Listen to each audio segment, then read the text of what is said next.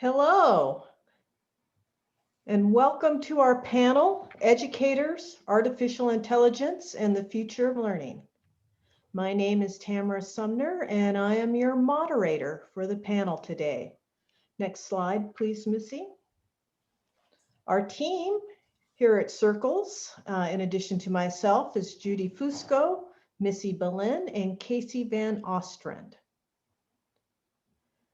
For those of you that don't know me, my name is Tamara Sumner. I'm a professor in computer and cognitive science at the University of Colorado Boulder, and I am the director of the Institute of Cognitive Science. Our institute, our mission is to advance the study of human intelligence, machine intelligence, and fruitful collaborations between the two. We are also the host institution and the incubator of the recently funded National Science Foundation Institute for Student AI Teaming. This 5-year effort is re-envisioning the role of artificial intelligence, shifting from viewing AI as something that supports personalized learning to viewing AI as social collaborative partners. The mission of this institute is to develop next-generation collaborative learning environments composed of student AI teams, to foster a diverse workforce of future AI researchers and practitioners. And to do that, we're going to be developing curriculum for middle and high school students, working with many school district partners. And we're also aiming to serve as a national nexus point for empowering stakeholders to envision and co-create the AI technologies for use in their homes, schools, and communities. Next slide. Our panelists today include Deborah Russell, Head of Engagement for TeachFX, Kelly Thompson, a special educator from Newport News, Charisse Clark, an assistant professor from University of California, San Diego, Patty Ruiz, researcher from Digital Promise, and Kip Glazer, principal of Santa Barbara, California. And I want to thank Kip and all of the other educators, teachers, and education professionals for participating today and for showing up to hear about all this wonderful work. Your participation is what makes these panels so special. Next slide. All right.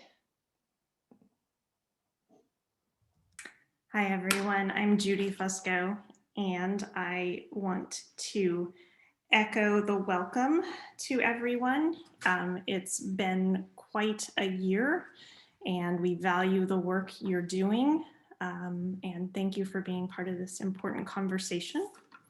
So today's agenda, we're going to start with a little bit of background on why we're doing these webinars. Then we're going to hear from everyone who's part of the panel on what they're developing and their AI story, their perspectives as practitioners or researchers or developers. Next, we're going to have a panel discussion of the full panel around AI and teacher support. Then we're going to go a little into what's next and how else you can become involved in these efforts. And finally, tonight, we'll have a Twitter chat the hour after this.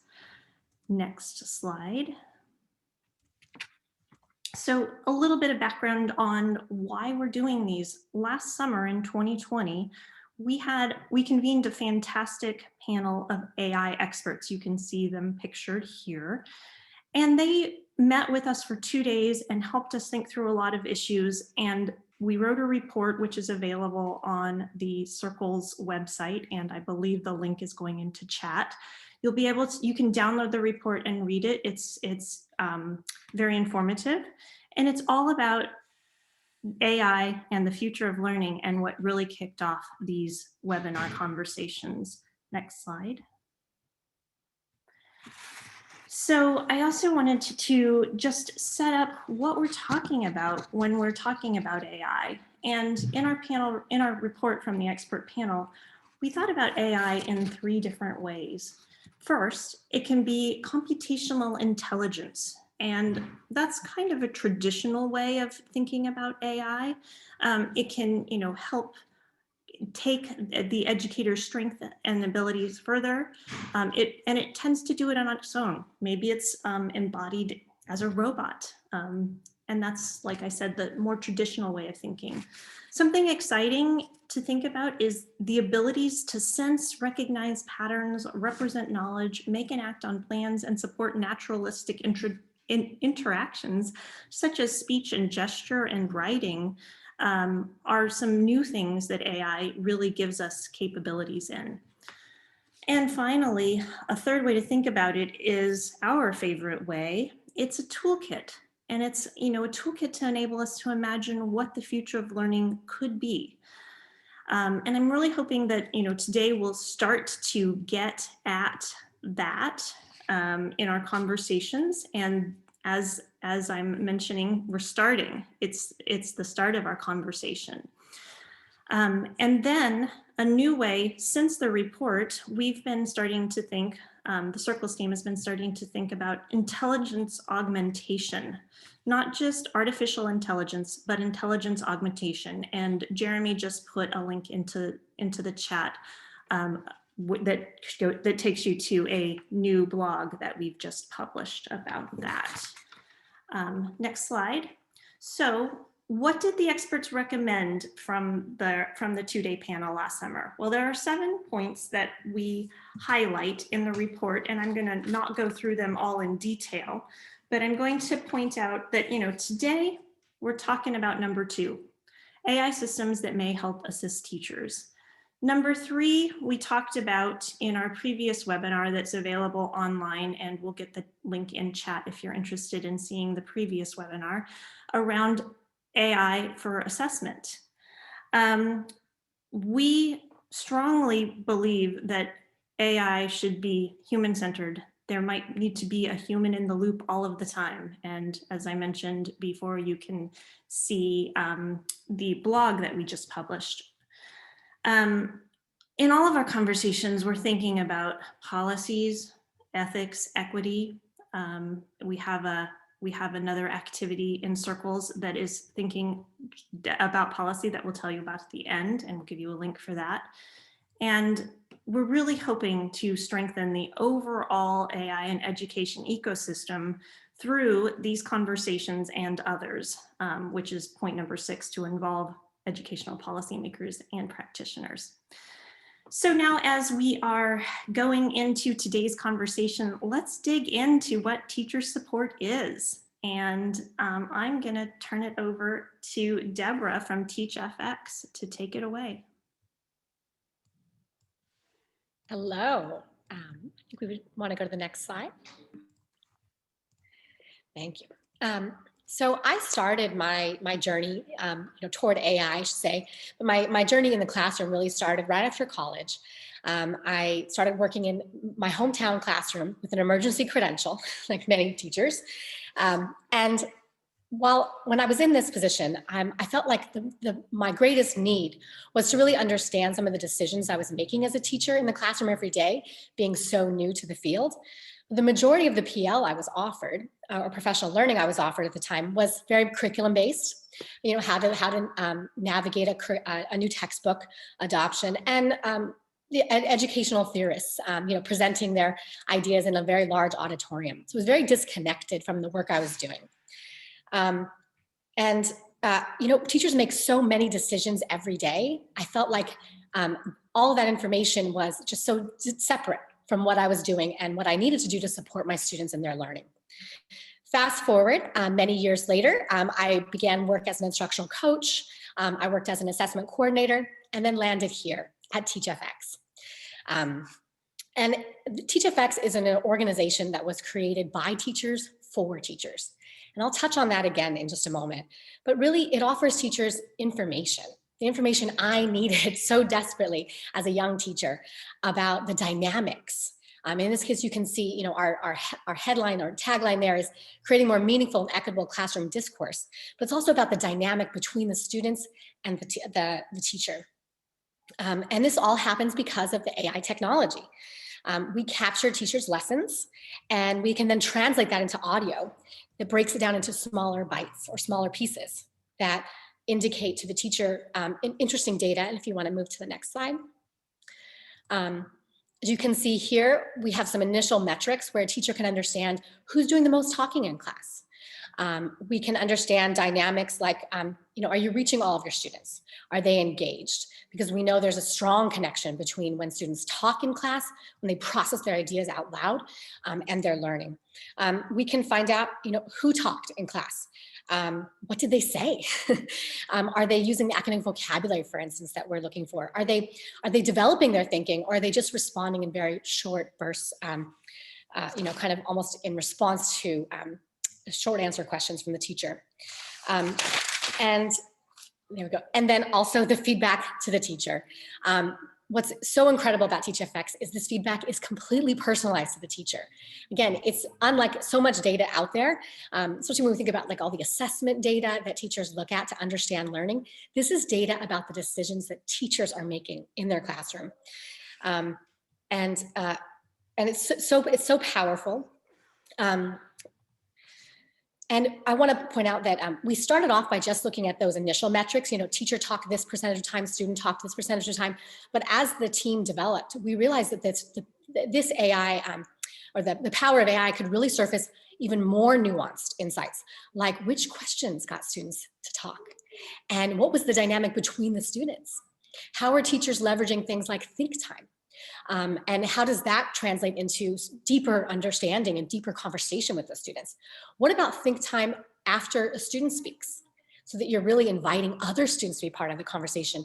And that goes to our core value of equity and how important this is. And if one more slide. And again, the world of AI is just so exciting. We're developing all kinds of new tools. This is very early stage, but what it captures in this picture here is, not only how much students are talking in the classroom, that numeric, but what are they saying?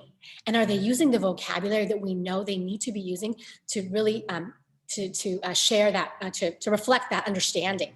And do we see coherence between what the language teachers are using and the students are using?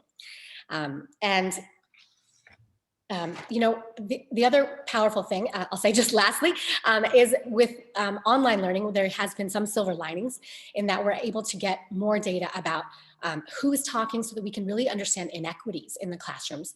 The students who don't talk, who are becoming more and more disengaged because of the remote environment, and we can actually address those. Thank you, Deborah, for that lovely AI story. Kelly? Hi, good evening. I'm so excited to be here. And I am a special education teacher from Newport News, Virginia. So I'm a self-contained teacher. I have grades 3 through 5, and I teach all subjects. So how I was introduced to AI was through a program called TeachFX, the one we just heard some more information about from Deborah. And I have to say that initially, my initial response was, as a teacher, we're coming in, it's brand new, we're all inundated with hybrid, remote instruction. There was a lot of new this year. So I have to say, initially, when I first learned that we were going to be using TeachFX, my reaction was a bit skeptical, because I wondered, what would we really learn? Will we learn something new? How much time would it take? And how hard would this be? So it was my initial, and like I said, I was a bit skeptical, in the very beginning. But I'm excited today to share my new opinions around TeachFX and how it's shaping my practice. I would certainly recommend that teachers have an open mind regarding TeachFX or any other form of AI, because it definitely does help to shape your practice, to help you hone your skills better. What TeachFX has done for me is it helps to, as Deborah alluded to a little earlier, helps segment my instruction in a way that highlights and or compares my teacher talk time versus my students talk time. Again, initially, I figured I didn't need someone to tell me that I spoke more than my students. I was positive that was the case. And I figured I probably was going to monopolize the conversation and I was pleasantly surprised. It is because it's an audio recording. Initially I had to record my own voice so that it could determine my voice versus everyone else's. And so what I like about it is it compares the difference between my talk time and my students' talk time and think time. It also looks at wait time as well as silence, which was very uncomfortable in the very beginning. So all those tools are excellent for me as a teacher to help me to do what I do better and more effectively. My favorite feature from TeachFX is it allows me to isolate which questions provided the most feedback. And that's phenomenal because as a teacher, you don't always know. So this is kind of like happening all behind the scenes. I'm not necessarily paying attention. I'm just, completing my lesson plan as directed. But after the fact, I can go back and it will help me to understand which questions provided the most student engagement, which helps me to figure out in the future, what do I need to do to replicate that? Because obviously I want the most student engagement. I really love the fact that it highlights the difference between when I'm talking, when the students are talking, when they're talking to each other and they're engaging and they're responding to and with each other. I would say that TeachFX has revolutionized my ability to hone my craft and more importantly, put my students in the driver's seat regarding their learner-centered experiences. TeachFX provides ongoing training about all those different areas we talked about. So how you can improve your the student think time, how you can get more engaged questioning. And it really does help you individually as a teacher. It helps as a grade level and more importantly, the overall school success. So my only thing would be to tell everyone to just have an open mind regarding artificial intelligence. It is not yet another thing to do.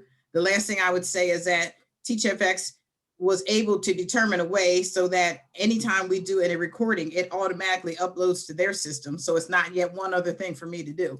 Initially, we were having to send it to them, but they have figured out something behind the scenes, so it just goes. And then you just get a report later that tells you how you did. Pretty awesome. Thank you for your time.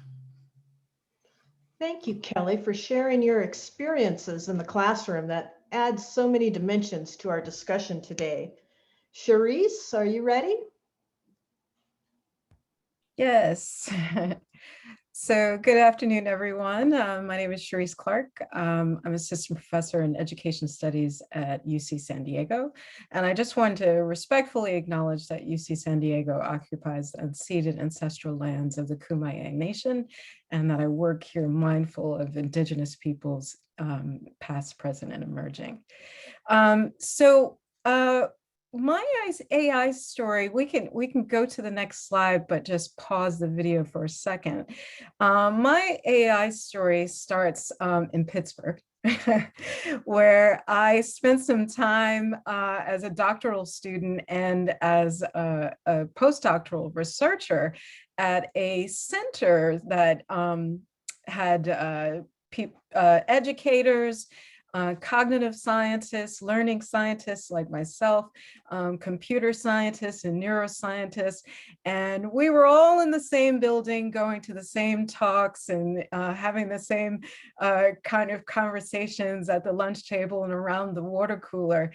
And as these conversations progressed from the water cooler, we moved into the conference room and started to concretize some things, and then went on to start research projects just like Class Insight.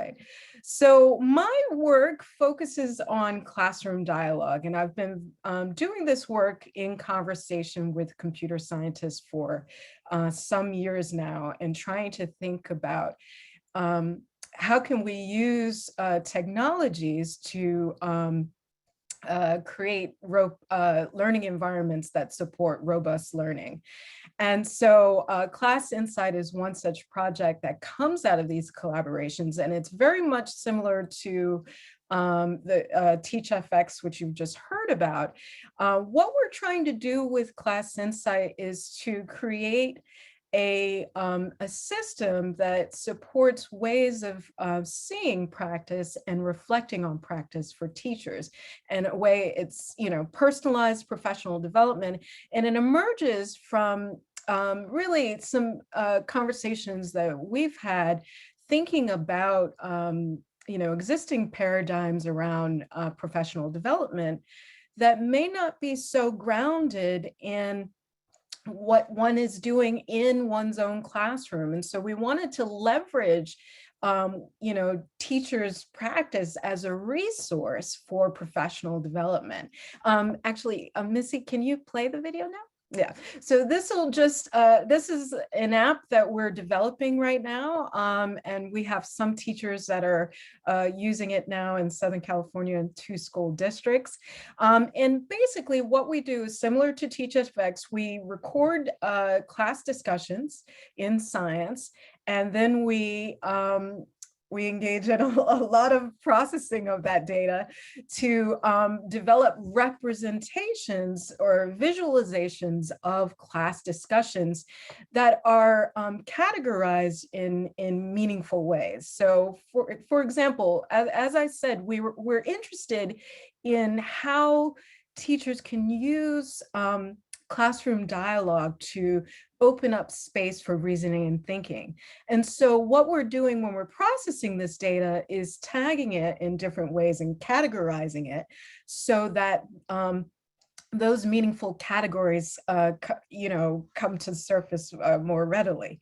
And so this, what you're seeing right now are what we call these different grain sizes of visualizations, where we're giving a bird's eye view of a class discussion, what it looks like as a whole. This is what we call a medium grain visualization that looks at turn taking over time, and the colors represent those those categories that I'm talking about, like pressing for reasoning, or a student providing reasoning. And so what we're trying to do with these visualizations is to create space for teachers to deliberate on the contingencies around what kinds of pedagogical moves surface student reasoning and thinking. So happy to discuss more about this as we go. Charisse, thank you so much for sharing this fascinating research with us today. Much appreciated.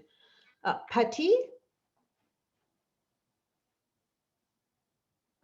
Hi, everyone. My AI story starts in the classroom when I was teaching middle school and high school. Though it's not through integrating AI tools, but through teaching digital literacy. And I was also teaching computer science. In 2014, I advised an independent study student who was really interested in machine learning and artificial intelligence. And she began writing an algorithm to sort a set of images and identify certain features in faces. And her interest just really sparked my own interest in these topics.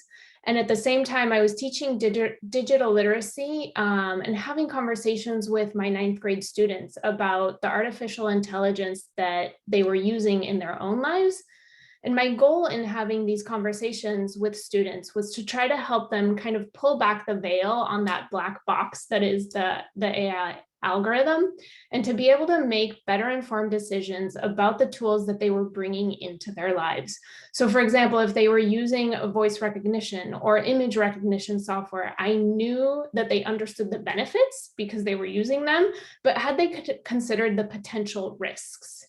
And in a similar way, when I was director of instructional technology at the same K-12 school, I really worked to understand the technologies that we were bringing into the classroom as educators. And I was working with teachers to really audit the tools that they had identified wanting to bring into the classrooms, so that we were making sure that we understood how these technologies were being used. And most importantly to me, how student and family information and data was being used and collected by these companies. And now with more AI tools coming on and becoming available to teachers, I know how essential it is to really weigh the benefits and the costs of implementing these technologies in the classroom. And so as a researcher, I've been thinking a lot about AI from a critical perspective, and specifically as it applies to teaching and learning, where it's important to think about and really consider the impacts to all of our students, particularly those students who are most likely to be harmed if, or some would argue when, something goes wrong. A researcher, Joy Bolomwini, coined the term X-coded to describe this group of people who suffer the most at the hands of algorithms of oppression, exploitation, or discrimination. And it's a way of describing those who are already minoritized in society, and while no one is immune to the effects or problems with AI systems, are students and families who are Black, Brown, Indigenous, and as well as our students with other minoritized identities, or who have multiple minoritized identities.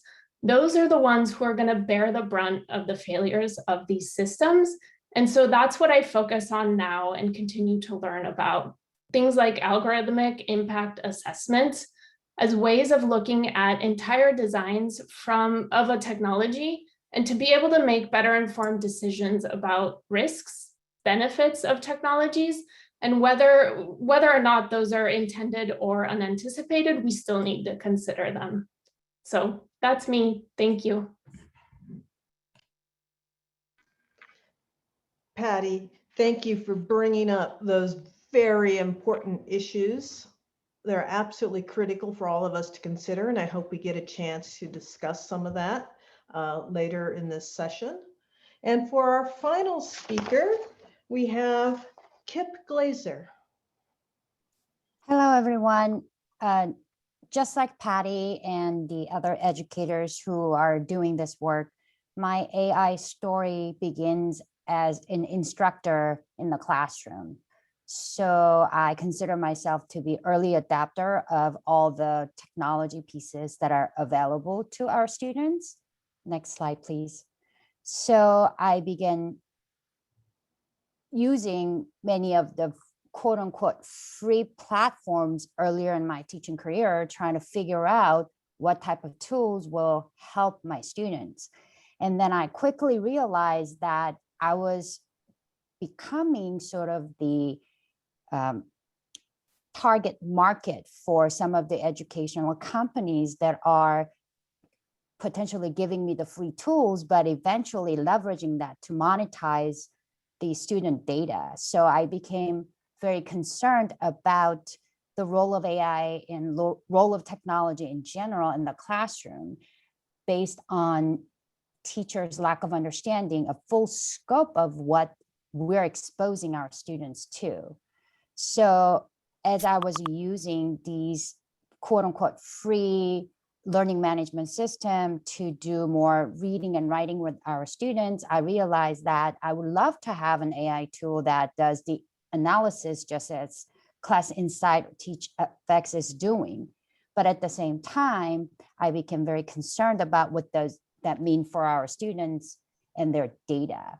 So when I went through the ranks of becoming an administrator, I began to speak about teacher support having to be beyond just the classroom and having just the effective teaching tool. So next slide, please. So my interest is that we have to collaborate and put the teachers in the center of all these discussions, right? Researchers must talk to policymakers to ensure that whatever research is being used in the classroom is for the protection of the student groups that Patti talked about. And then the product developers have to be held accountable as they're monetizing and commercializing our students, even their future. And also school administrator has a very important role to play, because we are the ones who get bombarded with the marketeers asking to purchase and basically direct our teachers to use certain kind of product. And if we're not well versed in this types of danger, then we might be becoming the biggest culprit of harming our students. So that's something that I'm very interested, as well as very passionate, because I feel that my job is to remove barriers and protect my teachers so that they can do their job of working with the student.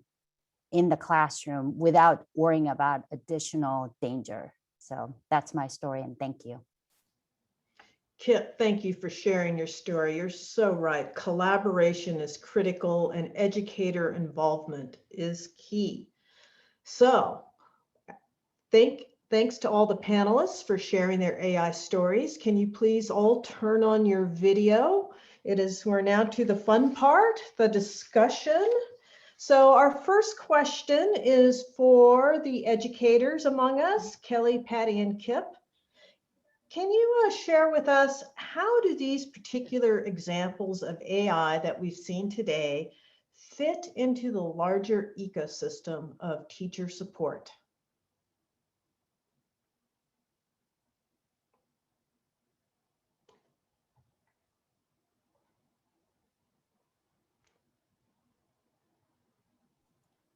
I'll answer. I would say for, like Deborah alluded to earlier, the training that you get traditionally is much more curriculum based, where this is much more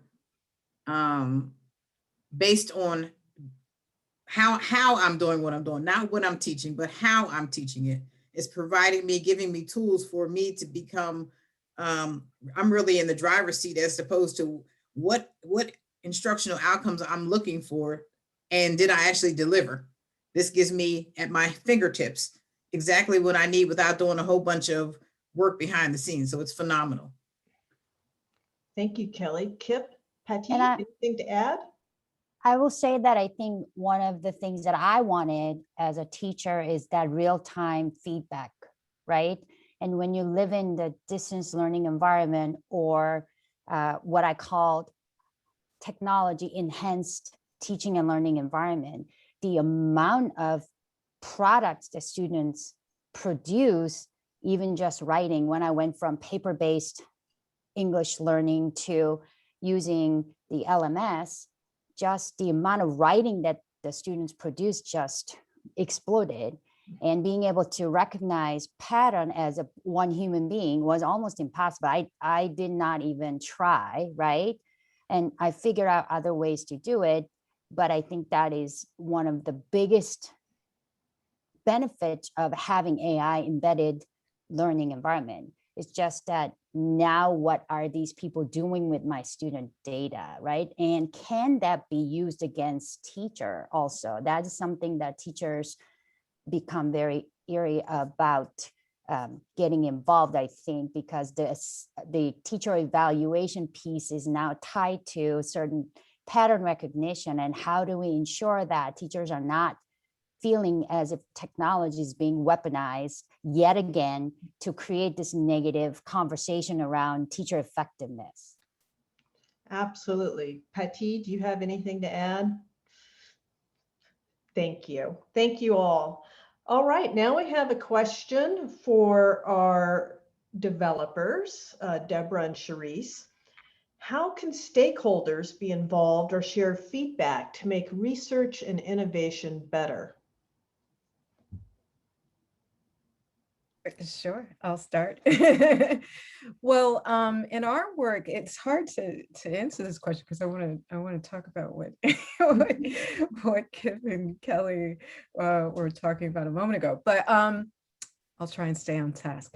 So one of the things I think is really important is partnership with practitioners, and in the work that we're doing, we're partnering with practitioners at various levels. So we have a research practice partnership with 2 school districts, and I'll describe what that means in a moment. And then we're also partnering with the teachers who are the participants in our study to co-design the technology, so that it's really their voice is captured in what we're sharing with them, because we want them to use it, and we want it to be meaningful for them. In terms of the district partnership, it is absolutely essential for us to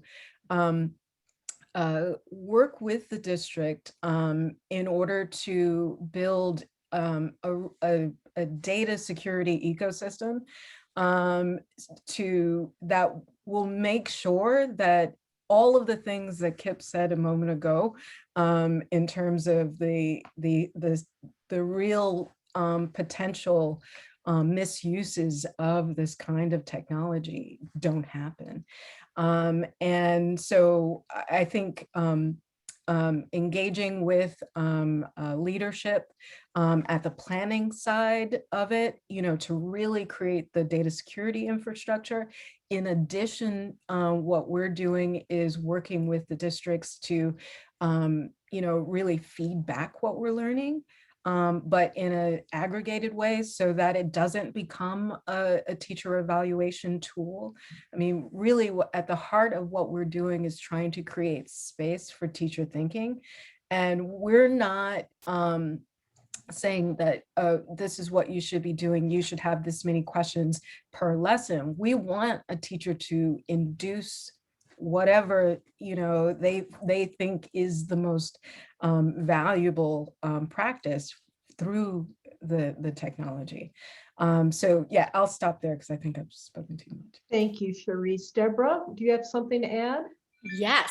No, I want to speak to the feedback question just briefly. This is not my first experience in the ed tech space. I've worked on a few different products with different organizations, but I think what has been different about TeachFX is that we really talk with teachers and we listen. And the pandemic has surfaced that as being even more important than ever. But being a platform that's based on the idea that talk is how we learn. Everything we do with teachers, every time we're meeting in sort of professional learning setting, it's all about really creating space for teachers to talk and think out, what's happening and what they're experiencing, especially as they move from virtual to hybrid and these different modes and work through the trauma so many of our students are experiencing. And we're trying to use talk as a way to foster those relationships so that our students see school as that place that they want to be and they belong and they can grow. But another point I want to emphasize is also the privacy piece, because this is such a core value of TeachFX. All the data that is collected through the app is private to the teachers. No one can see that data except for the teachers.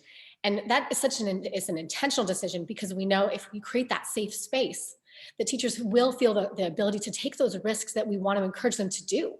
And so, when it comes to that question of evaluation, this is a tool for teacher reflection. And I love when I am in a PL session and I'm with a principal like Kelly's principal, and she says, you know what, everyone, it's your time to reflect. I'm here to support you. And I'm here to offer, any kind of resources I can, but this is your time and this is your data. So I just want to celebrate that, because you don't see that happening all the time. And then lastly, I just want to point out what's also really beautiful is the nuance of it. I think sometimes we get stuck on the idea that it's just it's kind of like the assessment data, right? It's just these numerics, these numbers, but there's so much more. And so I think as TeachFX has grown, we've really realized the value of that. And Janet has a great question. We have not talked about that. But I just had a conversation this morning with the school who says, you know what, we want to make sure students are part of this conversation. They don't think we're doing something to them. We're doing this in partnership with them. And so we are having conversations. We're not quite there yet, but I love the idea. For those who aren't paying attention to the chat, Deborah was responding to a question about whether they're thinking about a student FX version so that students can understand and reflect on their actions. Thank you, Deborah. So, Kelly, Patty, and Kip, do you have any responses to Deborah and Charisse's statements on privacy and bias and ethics? And how do these influence your thinking when you're making adoption decisions or purchasing decisions?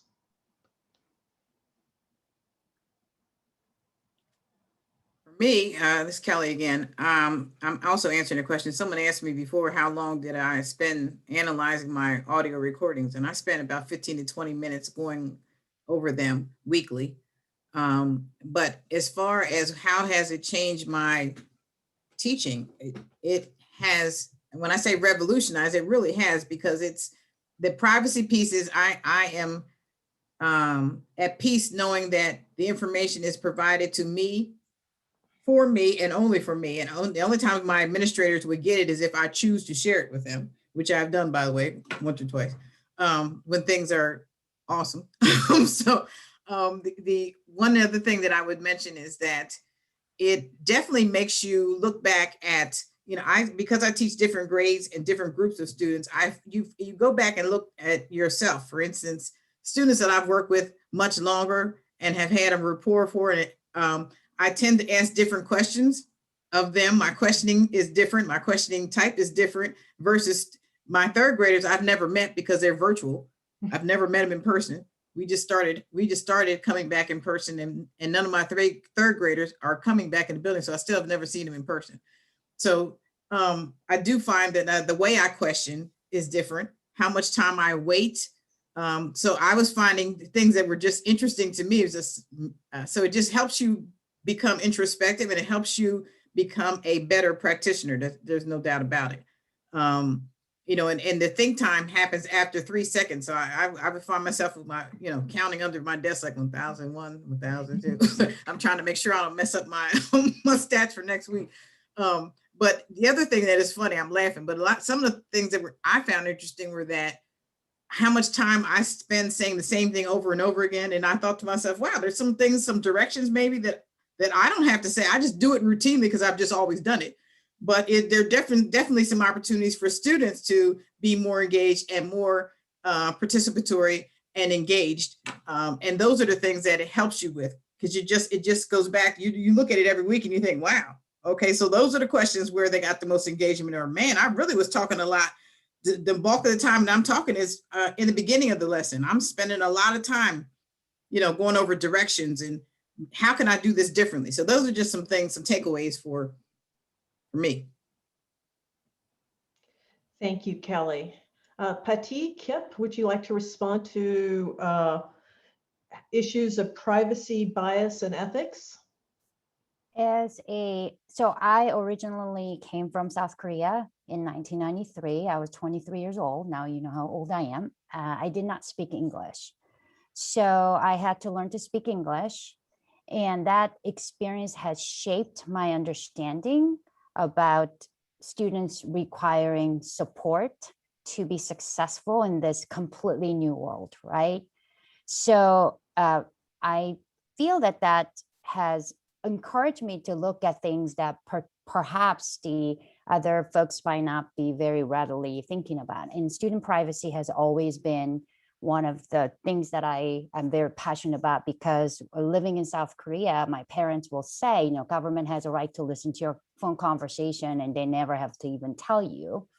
True or not, I don't know, but that is something that I take very seriously, right? So whenever I make a purchase decision, those are the kind of questions that I'm asking about, like who's collecting data and who has access to it and how long will you keep it, and do they have opt-out clause, and if so, what does that mean, and will this technology platform work? All those questions I'm always asking. And one thing that I really implore university professors who are working with our teachers, and you folks also need to help us, right? Because oftentimes when I bring these issues up with other educators, you sort of get this blank look as if they have never thought about it. And I think it's important for us to really start talking about how we are unwittingly exposing our students to that type of situation. And I get it. I love technology. I'll use it every day, but I'm also very aware when I go on Facebook, I am one of those data points that they're using to sell more product, right? When I go to iTunes, now iTunes started to recommend these music that based on what I bought. That's all AI. We are so surrounded. And because of that, we're not very aware of what type of critical questions we must ask prior to signing on whatever the new technology is. And I think it's really important that we elevate that collective consciousness around how we interact with these very technologically enriching environment, so that we don't fall victim to the yet again another commercialized sort of this oppressive universe that the technology can create. Thank you, Kip. Patti, do you have anything to add? I was completely agree with what Kelly and Kip have said, and only to add on to what Kip was just saying, thinking really about where the power lies with the information, like where is the information, who holds the power, and asking that question is a good one for teachers, I think, to consider when they're thinking about wanting to adopt a technology into their classroom. And then also thinking about how the developer of the app might respond when an unanticipated consequence does come up, because they will come up. How are they going to respond? What's their plan? Do they have a plan? That would be the only other thing I would add to what Kelly and Kip have said already.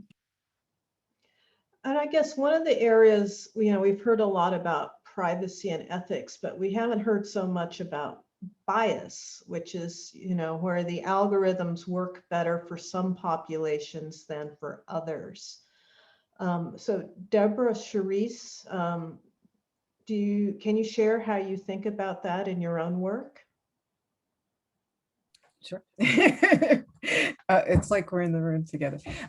So one of the things that we're doing is trying to figure out how to improve the machine learning in order to make what we're doing automatic. So you see your visualizations at the end of a class.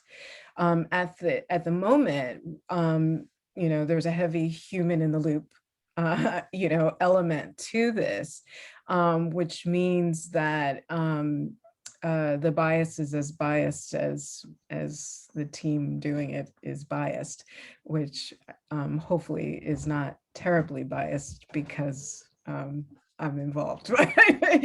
But these are legitimate concerns.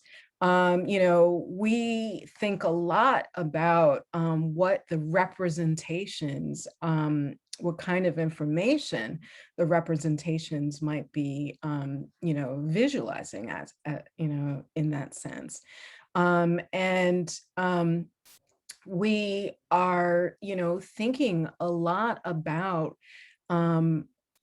how our coding is flattening what is qualitatively a very complex teaching and learning process. And so I think, one way to, I think an important thing to think about is that this technology is useful to augment, what teachers naturally engage in as they're reflecting on practice. I don't believe we're at any stage where it can, replace a teacher or replace all of the thinking that teachers do. And I think if we thought that would be putting way too much stock in the technology, which effectively may carry bias and exacerbate inequities that already exist, as Patty talked about earlier. And I would like to circle back to a point that was made earlier about how, we have the AI, but you always want to have a human that's part of that process. And so, in the example of TeachFX, really it's sort of surfacing some, the decisions teachers are making that might have been present in a lesson plan in the past, or might have been something that was part of a discussion with an instructional coach. Because I know so many of the conversations I used to have when I was a coach are things that now the app through the AI can kind of capture. But at the end of the day, they're just surfacing them so that the teacher can make the decisions about what to do, because the teacher understands the context of that lesson. Those students, the rate of learning, the challenges of that day, of that moment in time. And so really it's just a way to help provide some more objective and consistent feedback for the teacher to make better decisions in the classroom and to try things as well. So I think that's just such an important piece to keep in mind, is that it's that relationship between the AI and the human, the professional. And TeachFX is about honoring the expertise and the professionalism of our educators. Thank you, Deborah. So as we wind this session down, we all get to dream a little bit about the future. So with that in mind, thinking ahead where we want to go, where can we go? And will it be safe for all of us to go there? What is your dream for the future of AI in education? So I'd like to hear from each of you your thoughts on this question. So who'd like to go first?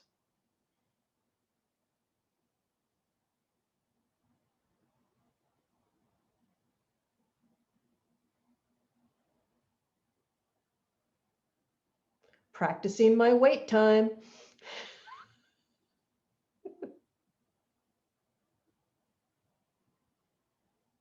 Okay, fine.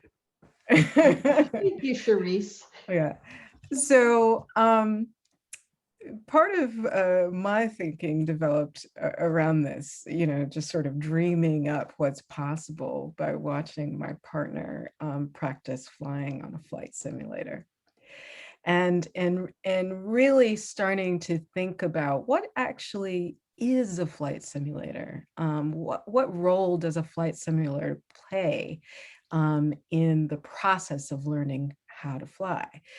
So there's practice, there's actually being on the airfield and working with the vessel, as it were, in its natural environment. And then there's this controlled environment where you are able to manipulate and work through and practice in a simulated environment. And that it's that sort of idea that I've been sort of slowly but surely trying to build towards. So that is my did you put a year on it? Like how many No, years? just Okay. future. Okay, all right. Future, I would love to create a space, particularly for pre-service teachers, to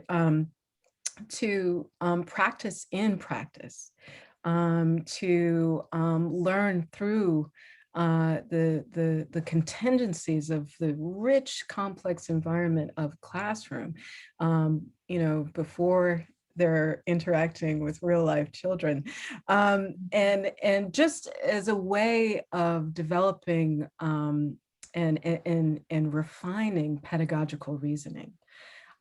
So that's my dream. Can we get there? I think we can. Yeah. Yeah. I mean, and I think some people have programs and apps that are close. And yeah, I mean, I think one issue, which is what I was mentioning before, is really when too much trust is put in the technology. And I think it's important to sort of take it with a grain of salt and use it for what it can do, and I think augment practice or thinking or etc. I think is one way to think about how these technologies can be used. But to replace the teacher educator, no, I don't think it can do that. But to create a very rich contextual environment for pedagogical reasoning to develop, all right, yeah, I think it might.